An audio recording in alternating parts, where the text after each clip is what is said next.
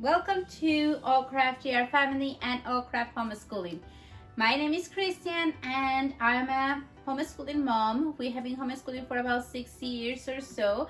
We do from ADHD to chronic illnesses, so everything in between we do in this house, and I hope that some of our tips will be helpful for you.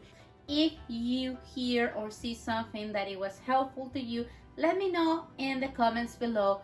Remember to like, share, and subscribe if you really like it. We appreciate your support, and welcome to our home library. Today I want to be sharing with you different tips of how we organize our homeschool library, why did I do it that way, and maybe what you can apply for your home. So stay tuned.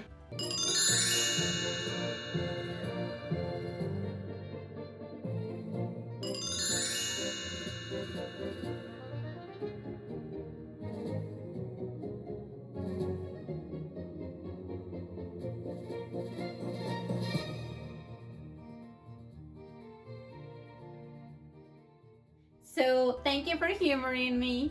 I was like Belle, always with a book on my nose, unaware of what was going around, and my dream came true about having a big library at home. I don't have a castle, I don't have a prince, but I sure have my dream library. Number one, this year I decided to group all the books as in topic and unit study. So we're probably gonna be doing early civilizations. So I put all my early civilizations together, not just the books, but also the games. In the past, I had the games right there and the books right there. And it will be a mess whenever I had to put everything back in their place. There will be gaps and things will fall down. So I decided this year I was going to put everything together. No, I didn't put the movies together because the movies are kind of easier to find and they will take a little bit more space than I had. So I have all my ancient civilizations here. I have science together. I have other times of history like Renaissance all together, time of after 1930s and up all together, Canadian history, Mexican history. We have also math, we have our science for human body, we have things for the CSI. I really like the CSI series. Anything that is X-Files, CSI, Castle, we like them a lot to make science a little bit more interesting than just mixing A and B. This year, that was number one. Make it practical and put it as in unit study or topic together. Even if they have different authors, that works very well for me because I don't have to be fishing books from different places. Except when there is a small collection that you have a small series of books that they go all together or they're very thin, then that works. Like we have some books that are very thin, it works better. For example, here we have the Good Times Travel Agency together, and since they're very thin, it makes sense to keep them all together.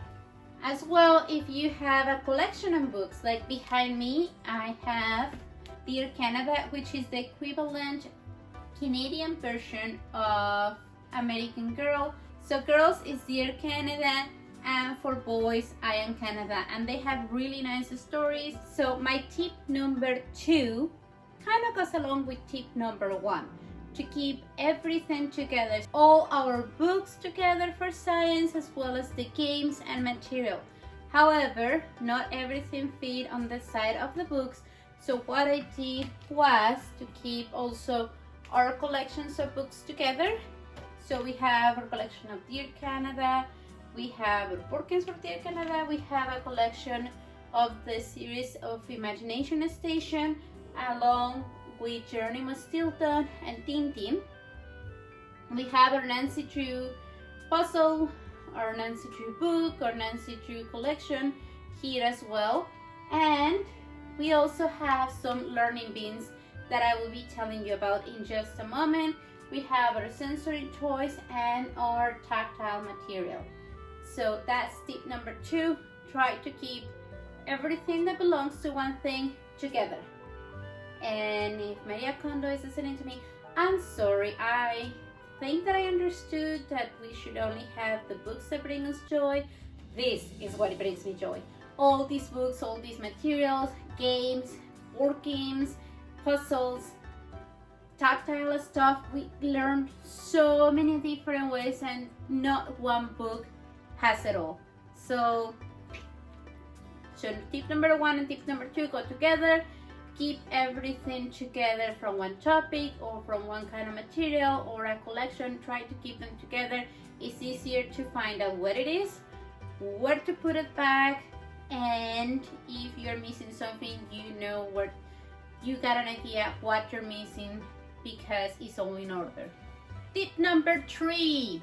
Okay, so this one, it is a very simple one and it makes sense for me. I don't know if it works for you, but it makes sense for me. I want to put the books that I want to gently suggest that my kids read at eye level. Now, I'm shorter than they am, but it's still eye level, at least for me, and eye level for them would be the board games, so that are also accessible for them, but those are the books that are more or less at eye level or couch level, which is when they are sitting down listening to a story, reading another book, or me reading, or just chilling out. Many times we have turn off a movie or turn off a game or something and just pick up a book that we saw while we were sitting down, so that kind of works. So you want to put stories, whether it's fiction, non-fiction, along a side that they can see. So even if you have a small bookshelf, that still works. Eye level to the first things you want them to focus. I made a mistake before that I had put eye level some stuff for me not to have to bend down to get some curriculum. Well, it was practical for me. It wasn't, the kids were not paying attention to the books I wanted them to read. And sometimes we have a basket where they can pick up the books according to the topic that we're learning about, or other times we don't. So I found this more practical, and to keep it in a way that whenever they pass through here to go to the kitchen, to go upstairs, they see those books, and at some point they will cave in and pick up one of those books and bring it to the room to read, or to the couch.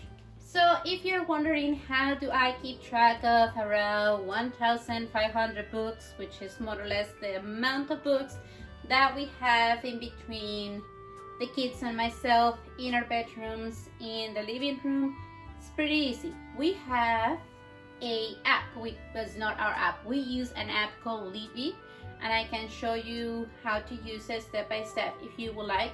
We are not being sponsored by Libby, but we definitely like that app. The cool thing about this app is you can use it on your phone, but you can also use it in the computer, because we have had other apps that we are able to use only on the phone, and if the phone cracks, if the phone dies or gets outdated, you can no longer use that app and you have to scan every single book. This app is really cool, it's free, you can use it online, whether it's a computer, phone, tablet, and it's really practical. All you need to do is scan the barcode and your book registers, and if your book is not registered with the ISBN, then you can input the book title, the author, you can even add a picture of it, and the ISBN, so for other people to find it. So it's a super easy to use app. I love it, it's very practical, and it's free. That helps me to do it. Also, what you could do, if you don't have time to go and scan all your books, is take individual pictures of your bookcase. First level, second level, third level, then just put them in a Google Doc, all those pictures together, and you have it, voila. All you need to do is go back to that Google Doc that you have online when you're at the store and you don't want, you're kind of like, did I bought that book? Did I not bought the book? Like, it has happened thousands of times that I double buy the book because I couldn't remember whether we had it or not. So with this app, it's super easy, super fast, and it's free. Or if you have the book and you're gonna give it away, sell it, donate it, you just scan again the barcode and the book is out. Just put delete, the book is out of the system. Tip number 5. I know as homeschooling moms, any mom in the world, period, we are very, very busy. However, I think it is important from tots to teens to rotate everything around the house once in a while. Do I want you to reorganize your house? Absolutely not.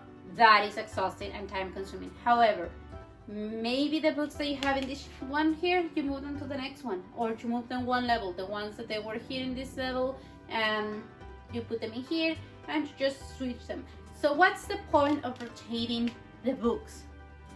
For one, you might not be doing the same unit study for a very long time. So you just rotate them to the next shelf until you put the ones of the unit study you're going to be doing. If we were focusing mainly on the human body this term, then I would have put here my human body books.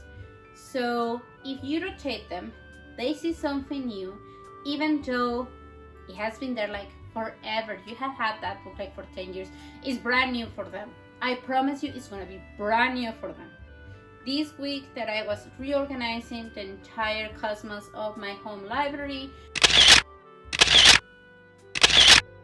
there were books that it was hard for us to let go.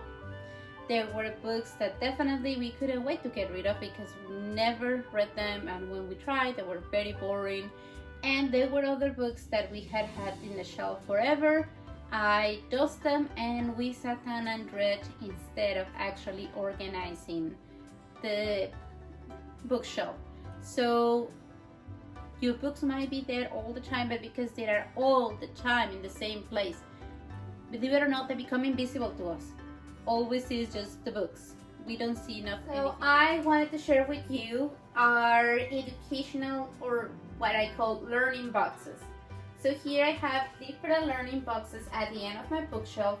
And what is nice about them is that I have, for example, one box with all the games that I couldn't really put up here because they are tiny ones and they use a lot of space. Let me show you. So here we have a Scrabble, we have climbing benders, we have other games to tell us stories, like this one. We have games to spot things. So this is like for our small games. We have magnets. So when we play, I don't know, hangman or something, we don't have to be writing and erasing all the letters. We just use magnets. That makes it faster and easier. And we also have Play-Doh. Doesn't matter how old you are, Play-Doh is always cool. And we have our sensory box. We have a video where we share how I do the sensory box so it doesn't cost you an arm and a leg. Okay, I also want to share with you about my learning boxes that I have. Some library has them and it contains all the material that you need that are tactiles and things that you can use for your lessons. So I'll just explain quickly. Here we have our human body box. We have a couple of things there. We have these that is for the human body, and also we have our puzzles, and we have our puzzles, and we have some CDs and some materials that are also tactile that you can put together to learn for those who are hands-on learners. I saved one of the best parts for last, and it's a trick that I have to make more books fit in the bookshelf. So here we have two sets of books here, and what I did is I put one of those dish racks to make a space in your pantry to use it to put the other books here. There are shorter books, so I ended up putting here, so I have a secret space here to put stuff, and I can put more books in this little space of the bookshelf. I hope that you have found some of these tips useful, and I can't wait to hear what other things you have in mind to organize your bookshelf. What is helpful? What do you do at home? How do you do it? How do you organize your bookshelf? So remember to comment, like, share, and subscribe. And there is a small video at the end, and I hope that you enjoy it. It's kind of silly and goofy, and all the tips are listed at the very end as well. Thank you so much for watching. Okra out. I wanna welcome you to our home. We have a huge library. We have lots of books that you can come and read. Come and play with us today. You see, I have some games right here, and here you find our old collections. And then right here, some board games. I wanna tell you how I do it at home, so come and join me right now. I have some tips for you to find out how to make your practical library at home.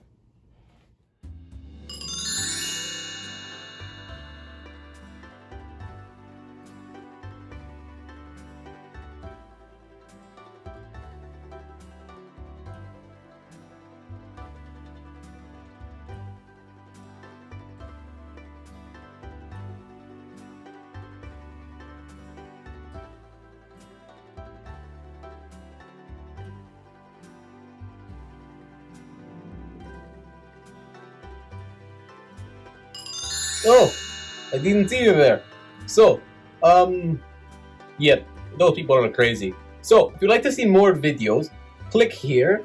And if you'd like to see other stuff, click here. And please, smash, destroy that subscribe button right there. Bye!